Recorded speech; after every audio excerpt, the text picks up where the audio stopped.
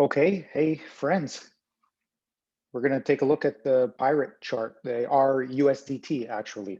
I did a video with the RBTC and it ended up being a 20-minute video. I think I'll post it after this, but really I think what I found here I'm more interested in, and I think it'll lead to a shorter video. So what I want to do here is just share the screen that you can see the chart. It's the USDT chart, and I just want to show two ideas here. One of them is a trend line idea, and another one is a Fibonacci retracement idea. So which one are we going to show first? We're going to show the trend line idea.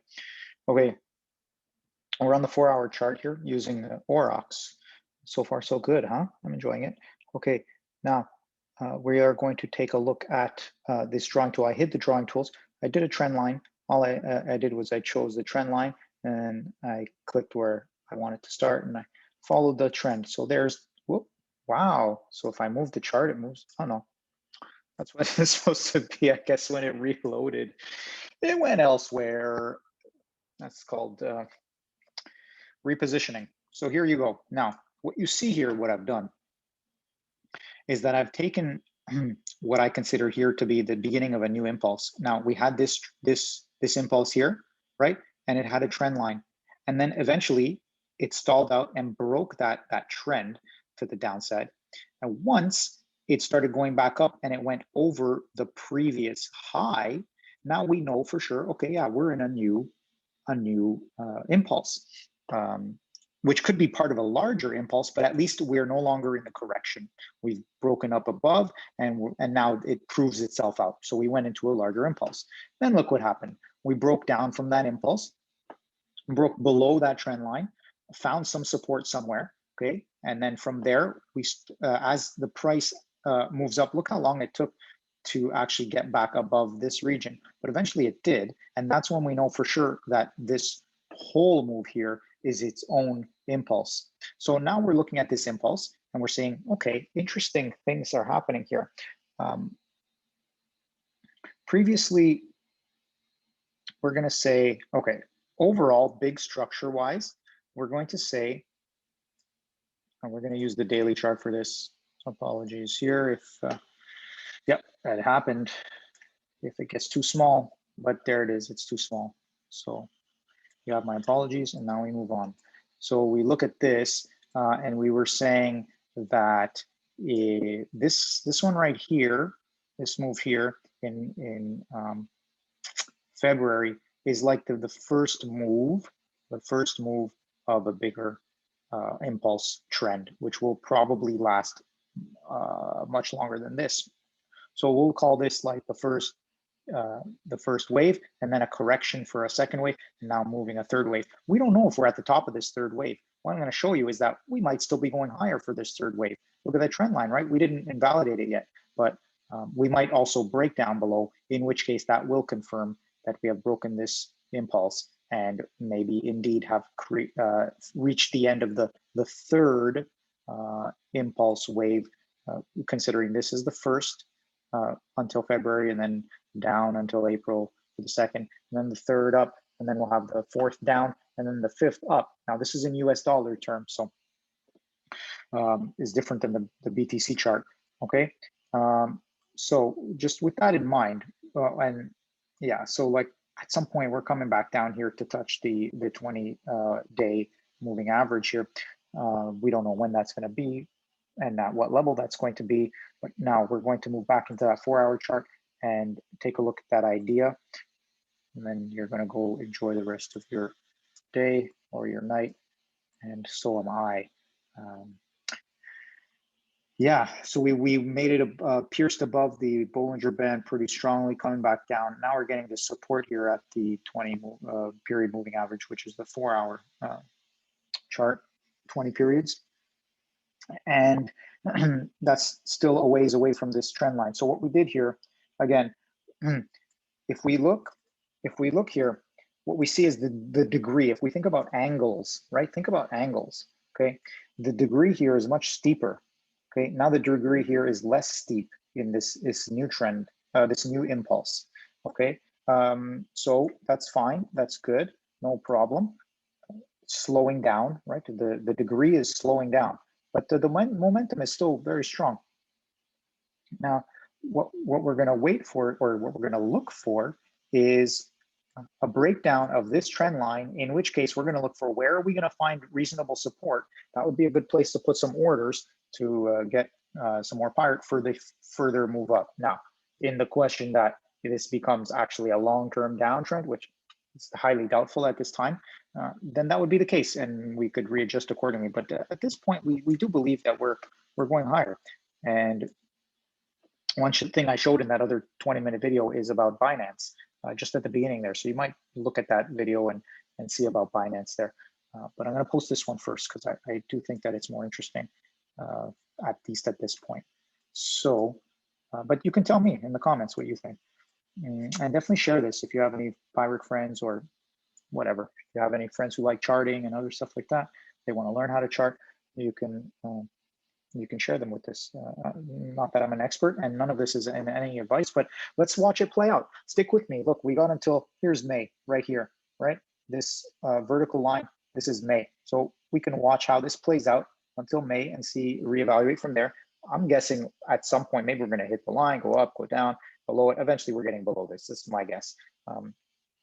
And so what we want to know is, okay, if we do, the reason I wanted to show that this invalidation of this uptrend line, breaking down below it, starting a new impulse, that's why we're going to take here from here a Fibonacci retracement tool, fib retracement, and we're going to start now knowing that this is reasonable to call the bottom of the current impulse move. So we take it to the top, boom, it's roughly, that's what it is. And what do we see here? What do we see? What do we see? So we've made so far that 50% retracement.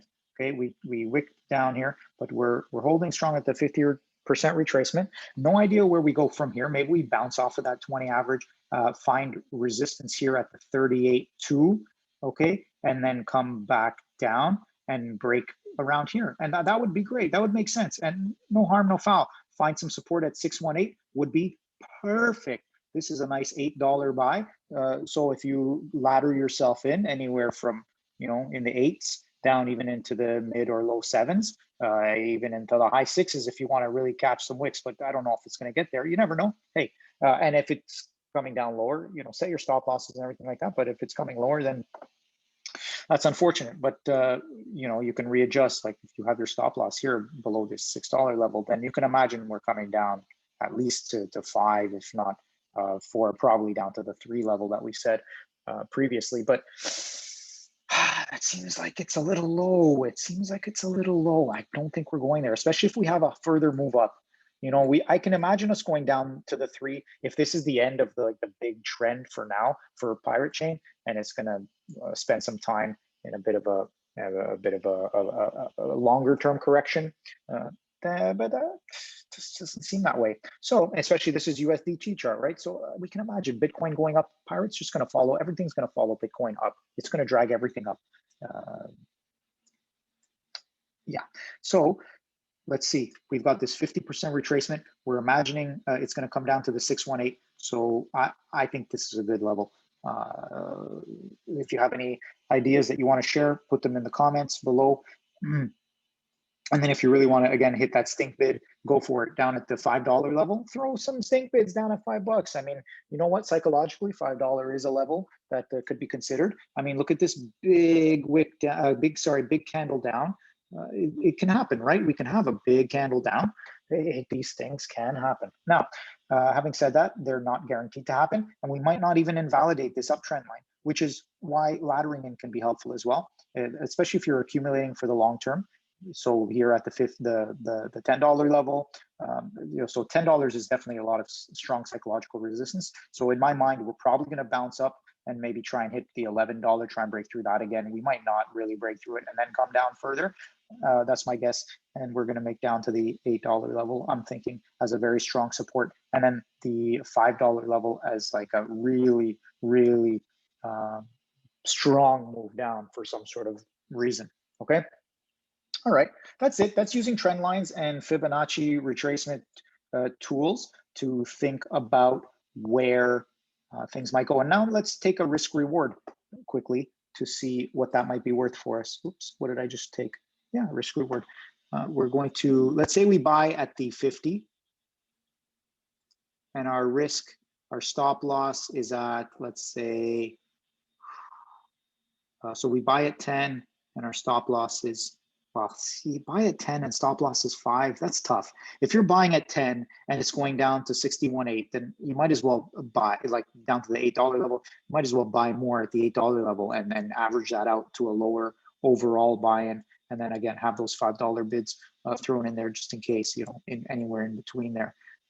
And maybe that'll lower your overall price. But then that's about a 20. So let's say, so let's say even from the 618, like we're really bargain hunting here. So we're going at $8, okay? So around the $8 level, and we're gonna give ourselves yeah, let's go to the bottom of these candles here, just in case, down to like the, yeah, we'll give it 20%, right? 20% seems right. So about 20% down to the 630 level. You know, if we see that it's really looking weak, then that's fine. You know, you gotta take your losses when you take them, right? If you're just accumulating for the long term, then just keep buying as it goes down, right? And then hold. That's the idea for that strategy. And then let's say we're taking that $50 target for fun. So that will be a 500% move right there. Not unheard of. I mean, that's only a 5x at this point, right? A 6x, whatever. You know what I mean? It's so even if it doesn't make the 50 level, let's say it only doubles from the previous high of what was the previous high? 18. It says here on that chart. So let's say 36. Even the 36 is like a 3.5, 4.5 times move. So yeah, you're dealing with a pretty decent risk reward. 300 versus 20% down, 300% up. That's pretty good. That's about 15 to 1, isn't it? Something like that. I don't know. I'm not doing that math. You do it yourself. Okay, there we are. Those are the ideas for now. I hope this serves you well. And, you know, take your rest as you need it. Eat well, you know, get healthy, get wealthy, get wise, live long and prosper. I think that's about it for now. We're going to end here. Thanks a lot for listening. Once again, stay tuned for more, and we'll see you next time. Peace out.